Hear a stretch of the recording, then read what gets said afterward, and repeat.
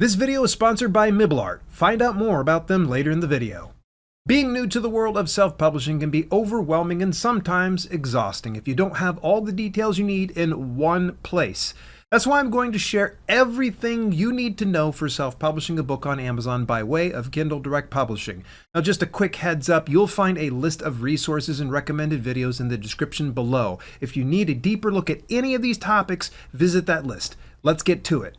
You may have heard the term self-publishing time and again, but what exactly does that mean? Well, essentially, this is the art of publishing your own books. Now, self-publishing can probably go to any other types of walks of business, like for instance, YouTube would probably be considered self-publishing, but for the sake of this video, we're talking about self-publishing books for authors. And the truth is, when it comes to self-publishing, boy, you're going to be wearing a lot of hats. This includes writing, editing, proofreading, formatting, cover design, marketing, promotion, and more. Now, can you hire out for some of these specific tasks?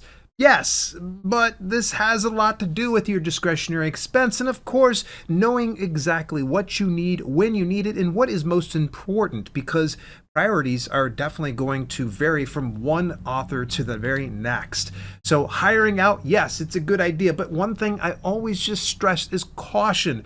Do not invest any amount of money that you cannot stand to lose, because there are often times where people will spend tens of thousands of dollars only to get nothing in return.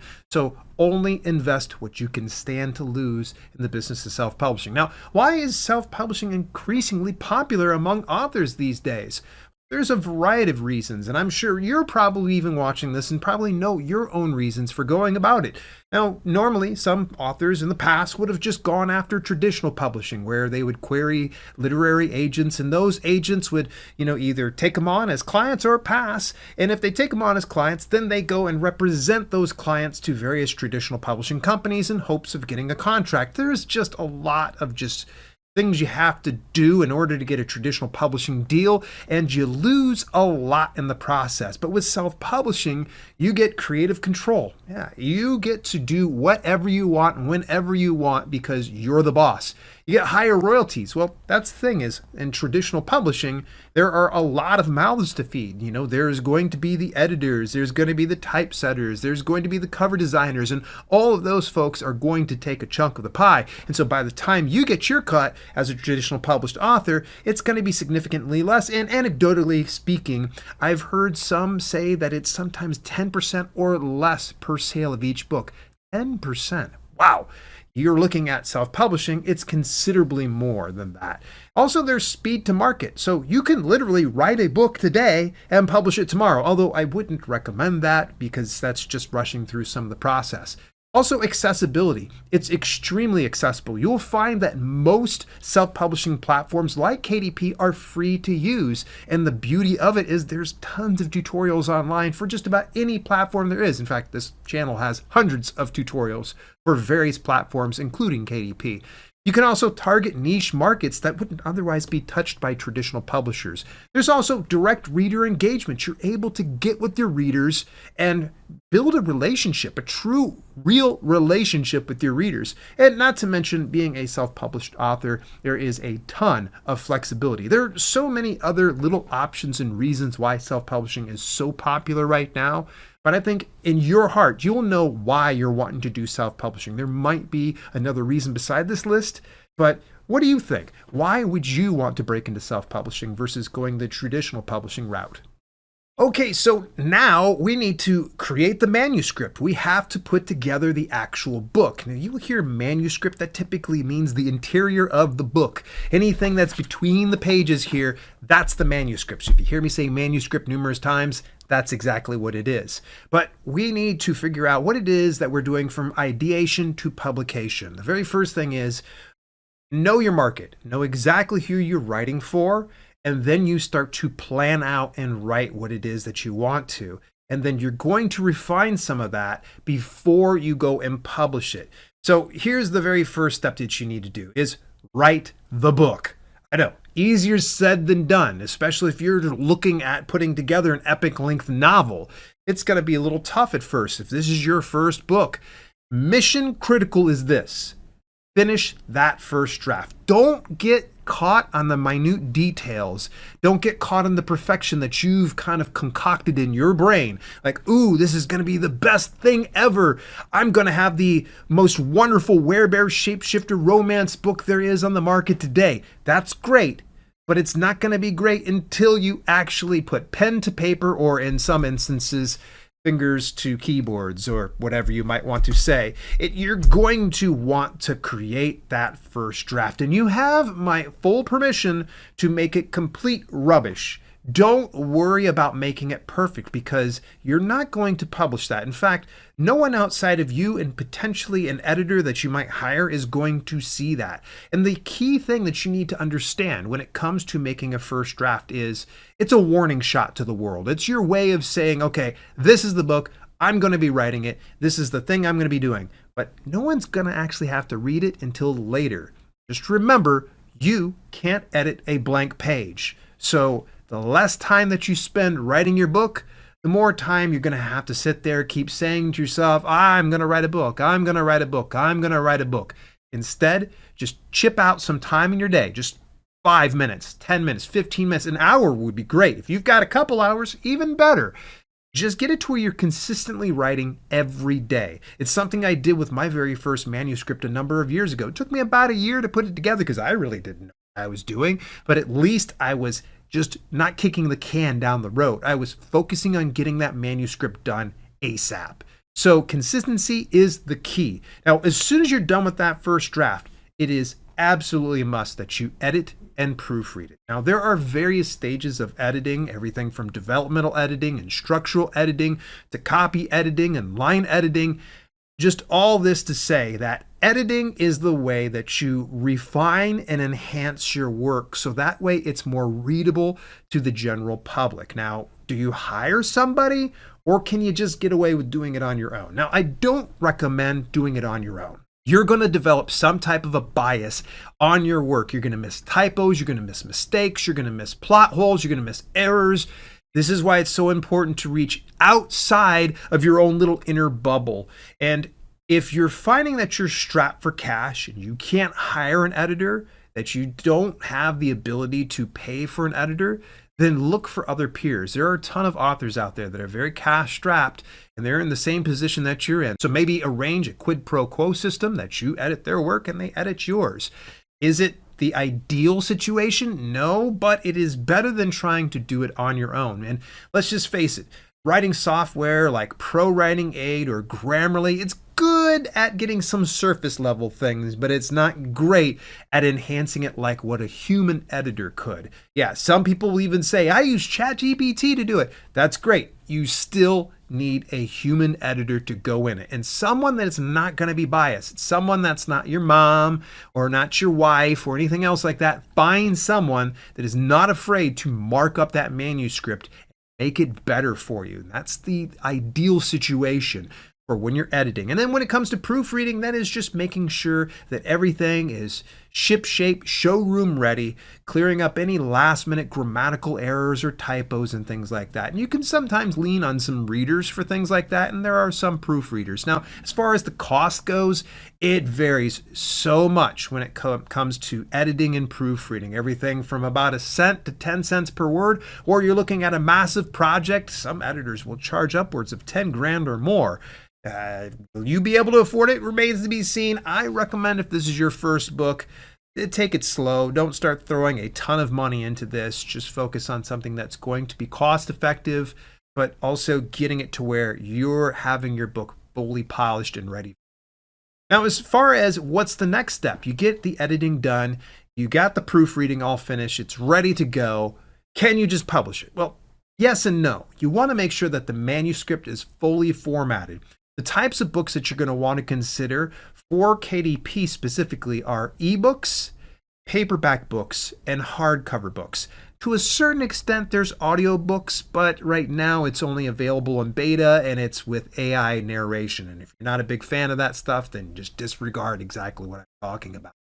So the formatting is going to change for each one of these. Ebooks is going to be different from print books being paperback and hardcover. how you format it becomes a little bit more tricky. And unfortunately, this is not something I'm going to be able to do a deep dive on this channel, but I'm sure if you do a quick Google search or even use KDP Jumpstart, it's a free course that they have available. They show you how to format your manuscript.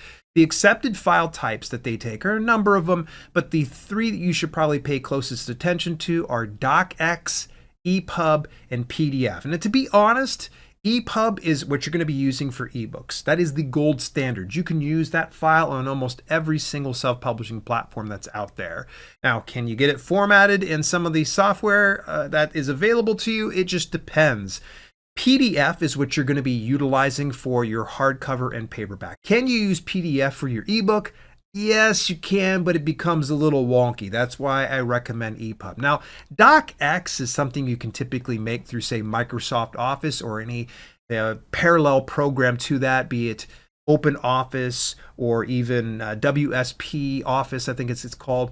You know, it doesn't matter. The docx is okay, but again, when you upload that to KDP, it's going to reformat it, and it might end up looking kind of wonky. Now, some popular programs you can get for formatting your manuscript include, well, Microsoft Word. I used that a number of years ago. Now, any of the other ones I mentioned as well.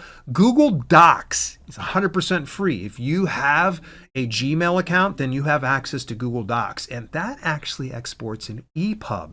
Makes life easy. Now, if for some reason you have a Mac and you're into the iOS, then Pages is something you can also use, and that formats in EPUB. Now, those ones tend to be a little tricky. I would recommend other more premium software. Dibbly Create's one of my preferred software to use. Atticus is another one. That's one made by the creators of Publisher Rocket and Kindlepreneur. If you haven't heard of them, they're pretty amazing. Just search them up. Vellum is another one that's Mac exclusive, and Scrivener. So just take a look at some of those options that are available. Now, should you hire out for something like this, and what does it cost? Now, me personally, even though when I started out as a new author, I formatted all my stuff on my own, I now hire out for this process because I just honestly just don't have the time or patience to sit down and format every last little thing. And anybody that's formatted their own manuscript will know it's not easy at first. So this is one of the areas that if you have a little bit of extra budget, definitely hire out if you can. So what's the cost going to come to? It varies. It just varies. If you're having a small manuscript to a large manuscript, it can be anywhere from like $100 to a few $100. It just changes. Now, I actually did a full cost breakdown of self-publishing. So any of the things that cost something here inside this video, you're going to actually get a more granular look at that inside my cost of self-publishing video. So personally, again, I just would rather hire out. That's just how I feel about it, because I would rather spend my time promoting my current book or my backlog, or maybe even writing my next book. So that's just me personally. Readers will judge a book by its cover, and your cover is no exception to the rule. Yeah, sure, there's probably a fraction of folks that will pick up your book, sight unseen, maybe by a recommendation, and they don't even care about the cover design. But that is a fraction of most people that are browsing through the Amazon marketplace. You need to come with your best efforts right out the gate.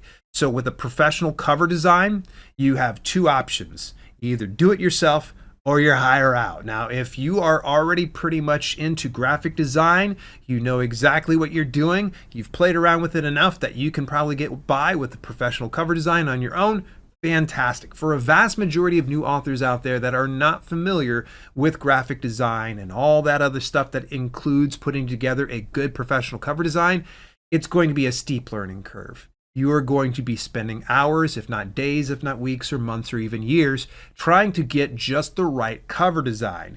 So that's why I always lean into hiring out for this process. Now, I did my own cover design for a while, and it actually, man, I suffered because of it. Those book sales were atrocious because I thought, well, these are passable. These people are going to want the book anyways. And no. I found that on a couple of occasions when I had a professional cover design and then I replaced it with a DIY cover design, the sales would instantly drop. And conversely speaking, if I had a DIY cover that I replaced with a professional cover design, the sales went up. So don't take this one lightly. Now, as far as hiring out, how much does it cost? Well, that can be anywhere from $10 to $1,000.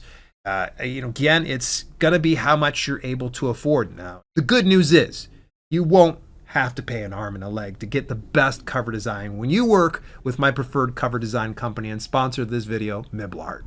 Coming up with your own cover design idea can be sometimes overwhelming and oftentimes confusing when you consider all the options you have available, from color selection to font choice to overall layout and more. Remove the friction you'd normally have when you work with Miblart. You can fill out a design brief and give more information about your genre and book plot. Then Miblart's designers analyze it and provide you with a free book cover design idea in written form. If you like the idea, you can make an order, and Miblart's designers will start working on this idea right away. Now get this though, you don't have to make a deposit. You get unlimited revisions, so your cover is done precisely the way you like it, and you can either pay it all at once or divide your payment into 2 equal monthly installments, making it the ideal option for authors on a limited budget. Miblart has been instrumental in developing the cover designs and interior formats for my latest series of self-publishing with Dale, but don't be confused because they handle nonfiction and fiction titles. One dip into their portfolio and you'll see why thousands of authors come to Miblart Cover Design for all their graphic design needs. Get your next cover design from Miblart when you visit my affiliate link at dalelinks.com/Miblart. Take 10% off your next order with the coupon code DALE10. Do it in all caps like you're shouting at them. DALE10, DALE10. Again, that's dalelinks.com/Miblart. Special thanks to the longtime sponsors of this channel, Miblart, for their support. All right, so now we have to set up an account with Amazon KDP. So why, first of all, Amazon KDP? To me, most new authors really need to go with the path of least resistance, and Amazon Kindle Direct Publishing is just that. If you want to get your book into the Amazon Marketplace, a place where millions of customers visit every single day, then this is the path of least resistance, the one with the least amount of friction. And furthermore, there is a ton of resources out there. I've already shared that Amazon KDP has the Jumpstart course that's available 100% free. You also have a ton of other resources here in my channel. I got a ton of videos about Amazon Kindle Direct Publishing, and heck, there are a ton of other YouTube channels that you can check out that will help you get through the process. That's why I feel Amazon KDP is best for the new authors that are out there. By the way, you can also get a very granular approach to everything if you get a hold of my latest book of self-publishing for new authors. This is step by step. You'll be able to get a lot more details in this. Now, as far as setting up your Amazon KDP account, the setup process is fairly intuitive. Just anticipate you're going to need to set a little time aside because I'm sure you're going to be a little reluctant as you go through things like, am I doing this right? Am I not? You're fine. Just go through it step by step. Now, you need to set up your banking information and tax ID before you can publish books through them. They will stop you from doing any of that if you do not fill that out. It needs to be correct and proper. So put all that stuff together. Now, you don't need to put your pen name. This is all private. Only Amazon's going to see this information. When you publish your books, no one's going to see that you're the person behind a specific pen name. You can use your personal name, or you can even go with a business name of some sort that you have filed, maybe an LLC of some sort.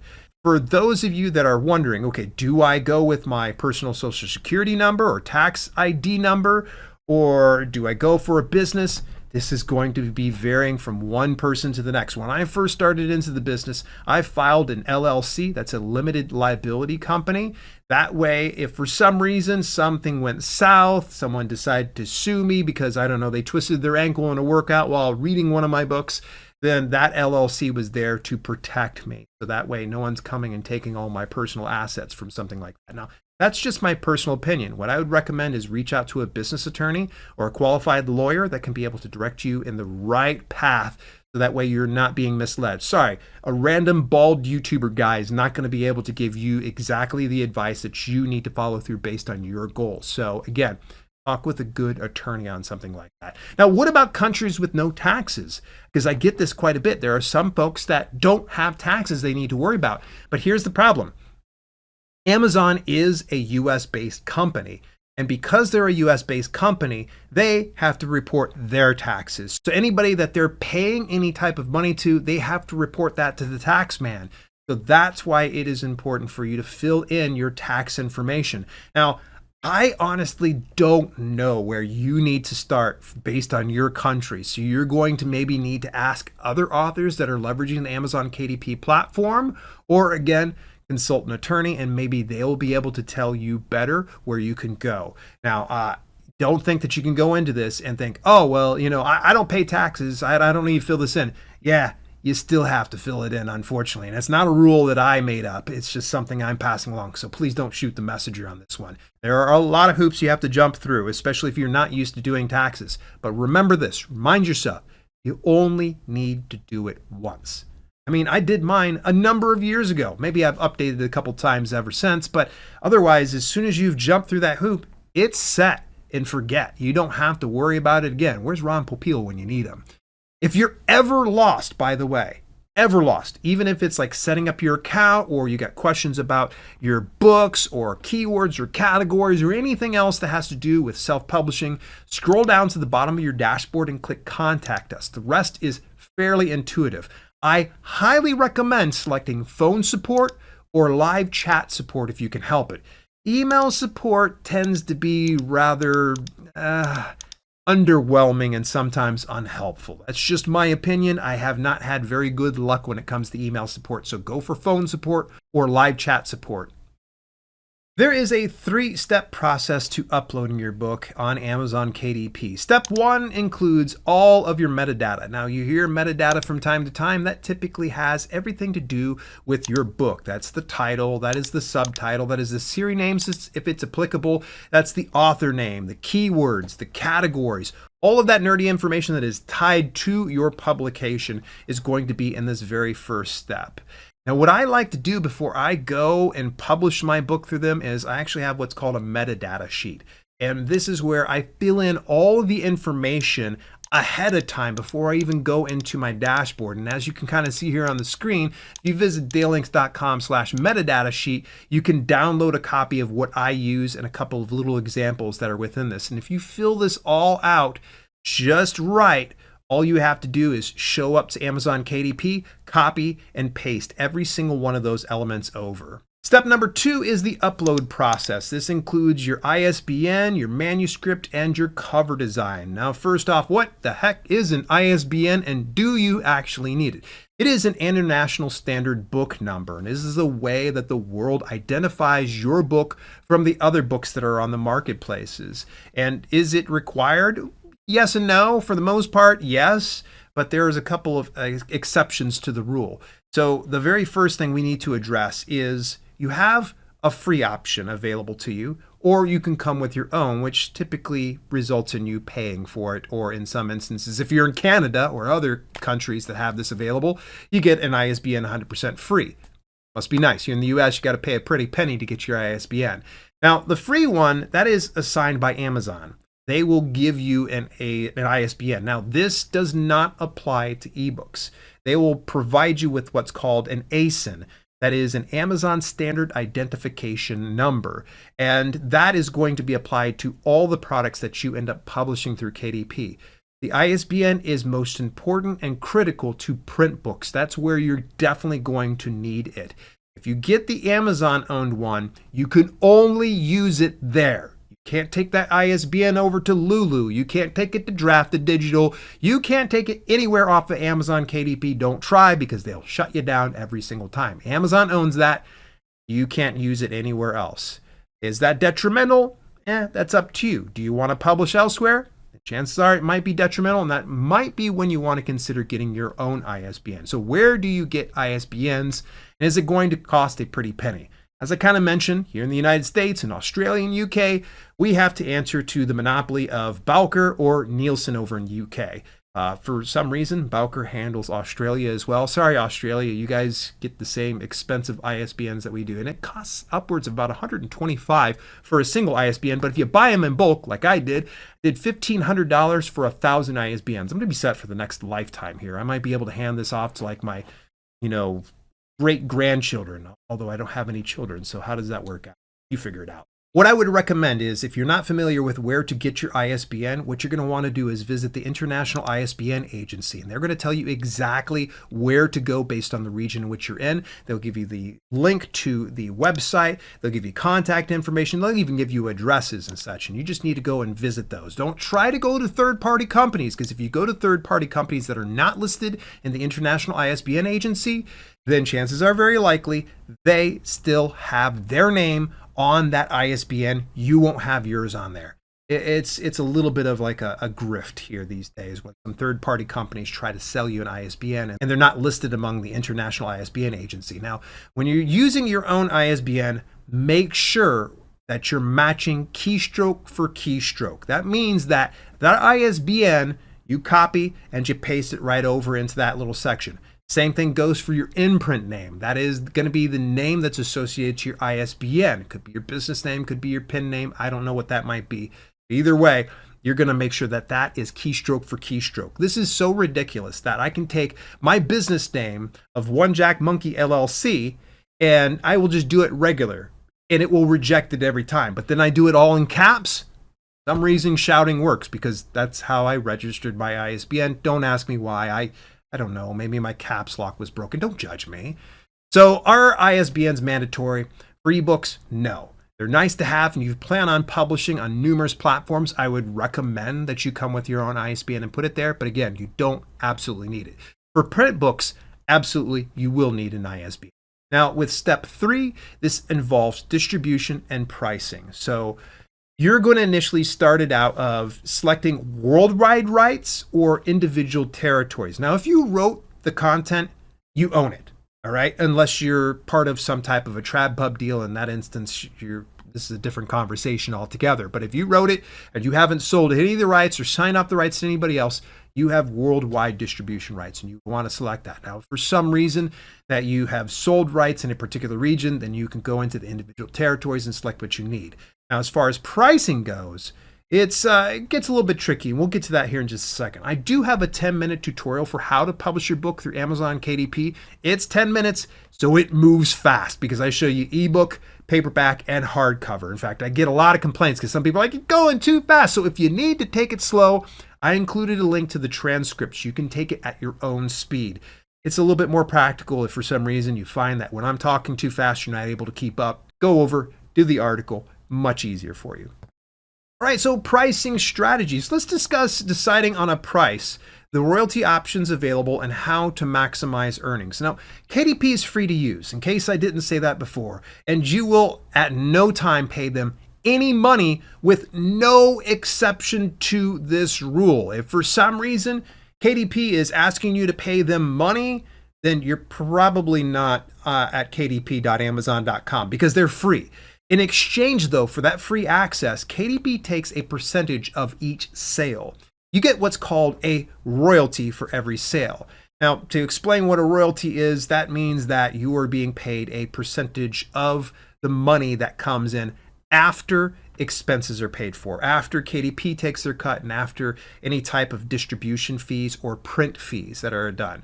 So it varies on the product. So let's go ahead and focus on ebooks first. For ebooks priced between $2.99 and $9.99, you get a 70% royalty minus delivery fees, which is based on your file size, by the way. So if you have a large file, the delivery fees are going to be a little high. You got a small one, you're good to go. So for some reason you have a short novella of some sort, no images in whatsoever, chances are very likely your delivery fee is going to be very small. You're essentially getting 70 cents out of every dollar for each sale. But if you price outside of the $2.99 and $9.99, you get a 35% royalty. But the good news is there are no delivery fees. Oh, thanks. I appreciate that there, KDP. That was mighty generous of you. Now, 4 of the 13 Amazon marketplaces, you'll get a 35% royalty regardless of what you set the price, unless you enroll your ebook in a 90-day exclusivity program called KDP Select. Now, this program places your book in a lending program for customers where you're paid about less than half a cent per page read. This varies from one month to the next. They're global pools of money from the whole KDP Select program. I think it was upwards of like $50 million or something like that. It's really high, but remember, there are a lot of authors that are taking advantage of this program, hence why you're getting less than half a cent per page read. Now, if you enroll your ebook in KDP Select, you cannot publish that ebook anywhere else during the 90-day agreement. You publish elsewhere, you'll need to opt out of the program and fulfill the remaining part of your 90-day commitment. In my opinion, all new authors should at least try KDP Select for 90 days. It'll give you enough time to find out if it's right for you and gather information of other options beyond KDP. This is so important. You're already overwhelmed. This is new stuff to you. So trying to go in and saddle yourself with, oh, I'm going to publish right, go everywhere. No, just go and try KDP Select and then explore your options. And then by the time the 90 days are up, you'll know if it's appropriate for you to keep your ebook there. Now, there are a ton of other benefits you get from KDP Select enrollment. So if you want more details, be sure to watch my video KDP Select review, worth it in 2024. I go very granular on that. Now, for print books, you can distribute paperbacks to 12 Amazon marketplaces and hardcover books to 11 marketplaces. Technically it says 10, but it lumps in Amazon Canada with Amazon US, so there's that. Now, paperbacks have the option to enroll in what's called expanded distribution. It's an option that distributes your books through Ingram Content Group, reaching thousands of online retailers and libraries in the US and UK. Now, KDP has over 16 sizes for paperback books and about 5 sizes for hardcover books. It's relatively new, so I anticipate seeing those sizes expand as time goes on. Now, the minimum and maximum page count varies based on what you use. Last year, I shared details about KDP's print offerings compared to other companies in my Print on Demand comparison series. But what do you get paid for the print royalties? You get 60% minus print fees. So keep in mind, you might set a retail price for, say, $14.99. Doesn't necessarily mean you're going to get 60% of that for $14.99, because they're going to take out how much it costs to print the book. You'll typically see that in the second step of your upload process, how much it's going to cost. And then from there, they're going to subtract that from whatever you set it at, and then you'll be able to get that 60%. Now, obviously, the other 40% goes over to KDP. Now, as far as expanded distribution goes for your paperback books, that's 40% minus print fees. Now, could you get a better royalty elsewhere? Absolutely. Places like Draft Digital, it's 45%, or you can go to Ingram Spark, where it's very flexible. I think anywhere from as low as like 35 to 40% to as much as 55% royalty, like wholesale royalty. You'll want to look into Ingram Spark or Draft Digital. Lulu's another option. And the nice thing is all these other options leverage all of Ingram Content Group's reach. And this is 40,000 plus retailers and libraries and institutions and such. So just think about that before you opt into the expanded distribution option for your paperback book. Now, how do you price your books? A lot of people ask me, like, hey, what do I price it? What's a good price for this one? It varies. You have to study the market. You need to see other books within your niche and see what they're pricing at. Now, here's just the generic advice that I give to most people. It's average out the best-selling books in your genre. Just see what the top 20 books are in your genre. Average it out. You know, you're just going to take all of the prices in the top 20 books, add them together, divide it by 20, and there's your answer. Now, is this scientific? Is this appropriate for everybody? No, but at least it'll give you a ballpark range of what you're going to want to shoot for. There's just really no hard and fast rule to pricing. In fact, I would just say it comes down to trial and error, figuring out what is going to sell at just the right price point. And you'll know in your gut. If you're not getting any sales, you got a good cover design and great marketing copy for your book description, chances are very likely your pricing might need to be adjusted. Marketing and promoting your book. Oh my gosh, there is so much we can talk about marketing and promotion. And this is the part I think that where a lot of authors either feel that they're not good at it, so they don't attack it, or there are some people that just go, oh, I'm just going to hire somebody to go ahead and do this. Now, the very first thing we need to do before you go promoting this is we got to get the marketing dialed in. This is the aesthetics. This is the branding. This is exactly what's going to entice people to open that book or invest in that book. Must-have marketing elements include what I like to kind of call KCC. That's a little acronym for keywords, copy, and cover. Keywords, cover, and copy, however order you want to do it. Keywords are essentially the bridge that is built between your book and your ideal readers. When somebody goes and searches for your books through Amazon's platform with a given phrase or term, they're going to find your book. So having those keywords just right makes all the difference in becoming more discoverable. Now, I've made this oversimplified, but again, there are some links down in the description below that you can figure out exactly what those keywords should be. For now, when it comes to new authors, I say just think of the best descriptors of your book that isn't already stated within your title. So if for some reason it's Werebear's Shapeshifter Romance, slip that on in there. Put that inside one of your 7 back-end keyword slots. Make sure that you organically weave it within your book description. By the way, that's a little bit of a bonus. You can put keywords within your book description to make yourself more discoverable. The next one is going to be the cover design. I feel like I kind of already covered cover design earlier. Being a professional cover design is the greatest barrier of entry. Don't take this one lightly. And from time to time, you're going to need to do a little bit of an overhaul. I've done, let's see here, some of my fitness books had 4, 5, even 6 different covers over the years. So just don't take the cover lightly. Now, copy, it comes down to marketing copy. A lot of people try to write book descriptions like a summary of what their book is about when that doesn't entice too many people. You really want to get it to where you are trying to sell people. You want to tease them exactly what's inside from cover to cover. Marketing copy gets that done. It's getting it to where you're able to sell it to people.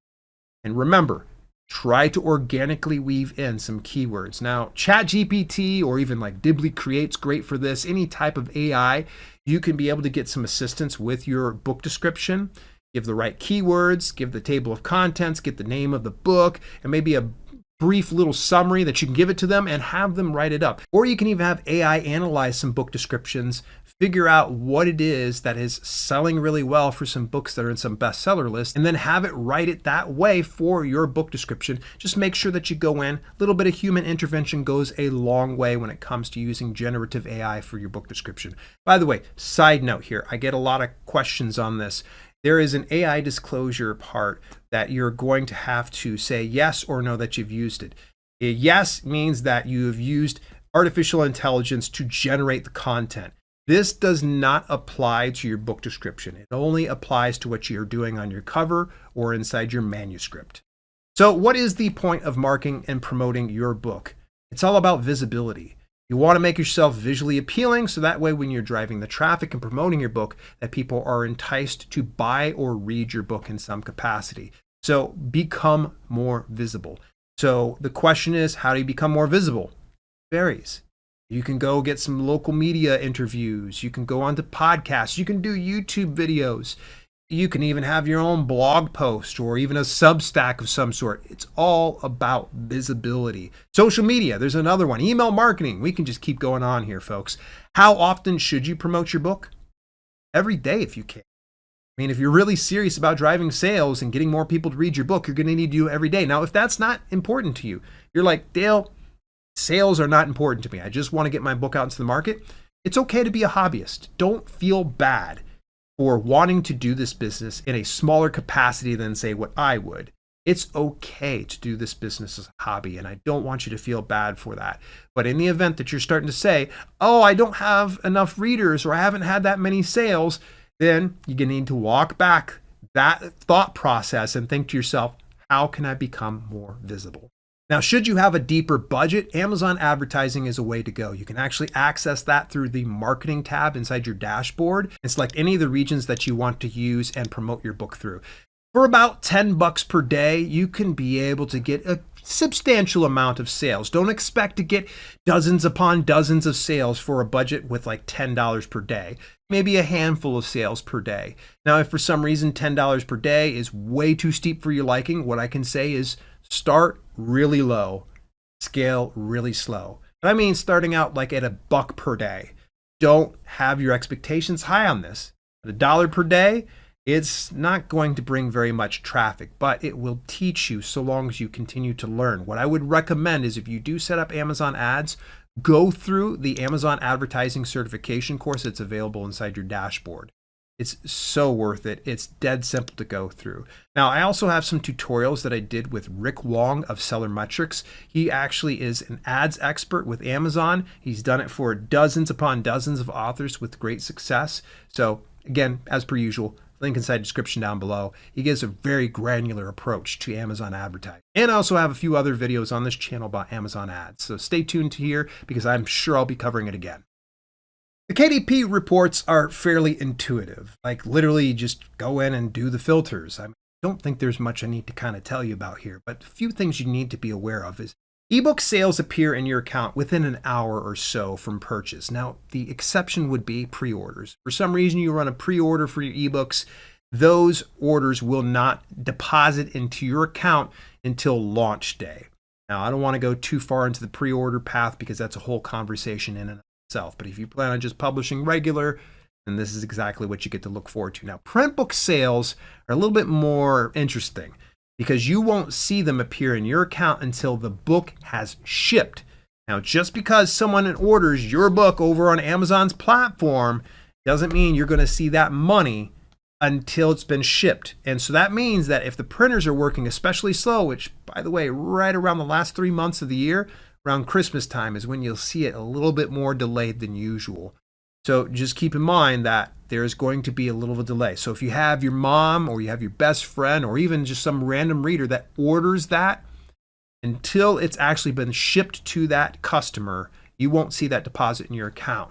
Which this brings up just another great point is, what about returns? You have to worry about it. No, you don't. All they're going to do is they're going to subtract whatever returns happen through your dashboard, and you'll see it underneath refunds.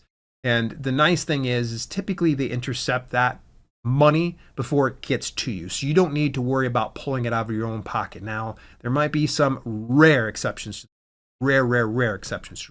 But by and large, there is enough of a buffer period when you get your pay and when the sales have been made and refunds have been made that you won't have to worry about paying anything out of your pocket. So when does KDP pay?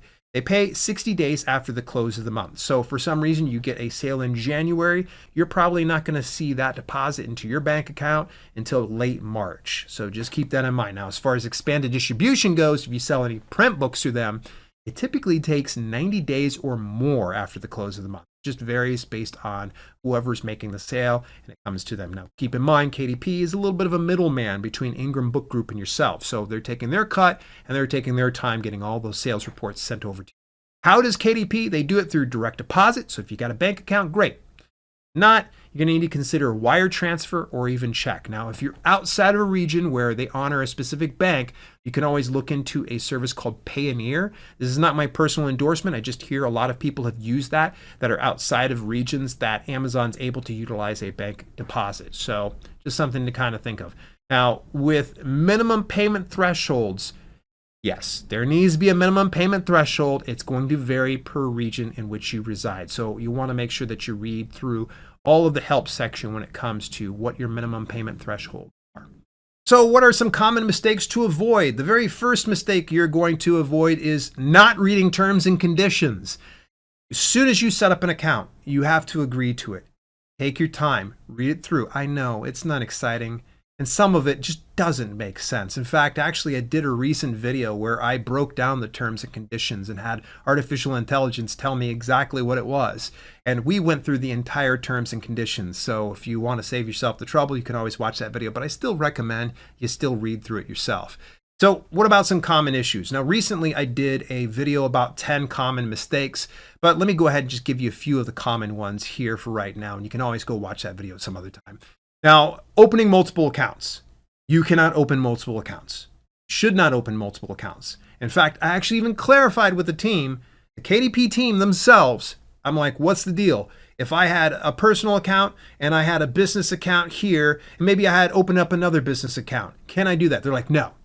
One account, one person, no exception. Now, don't shoot the messenger again. This is coming directly from the KDP team. And I know there's some people out there that are able to get away with doing it, but I will tell you that those days are probably coming to an end. One account, one person. You get terminated, bye. They don't want you back. Part of their terms and conditions. If they terminate you, they do not want you coming back. And if they discover that you came back in, they're going to terminate you again and they'll withhold all of your earnings. Also, uploading low quality content. They just don't want quality content. This is why it's so important that you get your stuff professionally edited. Get an editor to go through it. Have it thoroughly put together and ready to rock and roll. They have been very much vetting a lot of the print books that are coming through them lately. Been rejecting quite a few people. I've heard about it inside my Discord community quite a bit. And if you are just coming in with anything short of your A game, forget about it. They don't want low quality content on their platform, and they'll go ahead and they will sometimes block your book, or in some rare occasions, they'll terminate your account. Also, speaking of terminating an account, they don't want you selecting improper categories or keywords. So if the category does not belong to your book, you shouldn't be using it. If the keyword is not describing your book, don't use it. I don't care how profitable it might be or what some random YouTuber told you is going to be the most profitable niche and just get this and it doesn't matter what you put in there. No, you will get swiftly banned if they catch you in doing it. Also, publishing content that isn't yours, it's not a good look, first of all. And the next thing is, it's called plagiarism, or even in some instances, pirating. Don't do that. And if you're caught, you will get banned, and they will take every last dime away from you. And don't try to test them. They will come after you. Now, also, don't use any registered trademarks in your metadata. This means that you shouldn't have a title of your book that is related to a trademark name. Let's just say, for instance, My Thoughts on Pepsi Cola is the name of my book. No, they aren't going to be good with that. I had some recent viewer that was just like, you can't trademark a name, you should be able to use it. Look, inside the manuscript is way different than when it comes to actually putting it on your branding, putting it on your marketing. So for some reason, you're like, a character within your book drinks a Pepsi Cola. That's way different than having a trademark on the name of your book. Do not do it. You want to check through different trademark associations. USPTO.gov is one place to take a look at. You just search online for any registered trademarks, so that way you're not violating it. Don't play around. They literally will block books and terminate accounts for this. And last but not least, here's just a little bit of a tip. Check your email. Yes, you need to check your email on a regular basis. Go in there on a regular basis. It is so important. Don't use a bogus email or spam email address when you're setting up your KDP account. You need to use an email address that you are accessing at least daily, if not every other day, because in some instances, there's going to be an email broadcast that's sent out to you that might give you important information. Or there's going to be some instances where they email you directly based on some issues with your publications, and they usually want to have an answer within a few days. It's typically up to 72 hours that you need to answer. You don't answer, guess what they do? Bye-bye, see you, terminate, bye, gone. And you can forget about it. They literally give very little wiggle room on this. And so what are the next steps after publishing? Promote, promote, promote, and promote some more, especially if you want to get this book into more readers. You need to get out there and become the biggest ambassador for your book if you want to get it in more readers. And there's no one specific way I can tell you in any specific video that's going to be good for you. It takes a lot of trial and error to figure out what works for you and your brand, and of course, your budget. Network with other authors too. I mean, don't try to do this one alone. You can connect with other authors, even if they're not in your niche, just to kind of discuss good promotional strategies, maybe even having them look at your marketing copy or giving you feedback on your cover design. Now, it is a bit of a bonus if you can work with authors within your niche, because they're going to have more insights that will help you elevate your brand. Build an email list. Email marketing is not dead, folks. And I would say if you're leveraging Amazon KDP, you've heard some of the issues of them shutting down accounts. Building an email list is like having an insurance policy. You don't need to be like really good at this. You look into services like MailerLite, MailChimp, ConvertKit. They all have free options available up to 1,000 or more subscribers that you're able to put together something to where you place it inside your book and say, hey, you enjoy this content? Hey, join my email newsletters club or join my email readers club, but whatever you want to call it. Don't call it an email list, because nobody wants to be on your list. I don't want to be. Usually lists aren't good. But in this instance, this is good, but just don't tell them it's called an email list. You're going to get it to where you proposition them in some capacity that they will go ahead and sign up for that email newsletter. Now, I can go real deep into this, but either way, start building an email list. And by the way, this is a great little tool that you can leverage to work with other authors, so that way you can grow together with your specific email lists. You share a book of theirs, they share a book of yours. Now, get reviews. This is so important. Ask for reviews. Never stop asking for reviews. Oh, you read my book recently? Fantastic. Did you leave a review? That'd be great if you go ahead and leave a review. You could put this in your front matter and in your back matter of your book. It doesn't matter so long as you're asking for it. It's so important. Reviews are the lifeblood for your book. That social proof goes a long way in influencing any potential customers into buying your book. And last but not least, trial and error, folks. That is something I've said a couple times already. It's not sexy. It's not the best advice in the world, but it's true. You're not selling many books? Troubleshoot why. Figure out. Ask why. Get some other peers to look at your stuff. Have them look at your keywords, cover and copy. Get feedback. I've got a great community over on Discord. It's 100% free, and I'm there pretty much every single day. You can come on over and join me. That's dalelinks.com/discord. And you can work with other authors as well. There's almost 1,000 of us. And then last but not least, prolific author Craig Martell and founder of 20 Books to 50K once put it best: nothing promotes your current book like your next book. Now, that's probably paraphrased. He probably said it slightly different, but you get the idea. Is it mandatory to publish lots of books? No. Craig's not insisting that you go and publish like 50,000 different books, but is saying that, look, if you want to know the best way to promote your current book, write your next one, get it out in the market. And then you have all of these different avenues of exposure that gets it to where more readers are aware of who you are, what you do, and the types of books that you write and publish. If you're still feeling overwhelmed and want a more step-by-step practical guide to self-publishing a book on Amazon, get a copy of my award-nominated book, Self-Publishing for New Authors, when you visit dalelinks.com/new authors. And if you feel like you're set and are ready for the next steps after that, get advanced self-publishing for authors at dalelinks.com/advanced authors. In the meantime, get a more granular view of Kindle Direct Publishing when you watch this video. Or find out the pros and cons of the KDP Select program when you catch this video. See you in either one.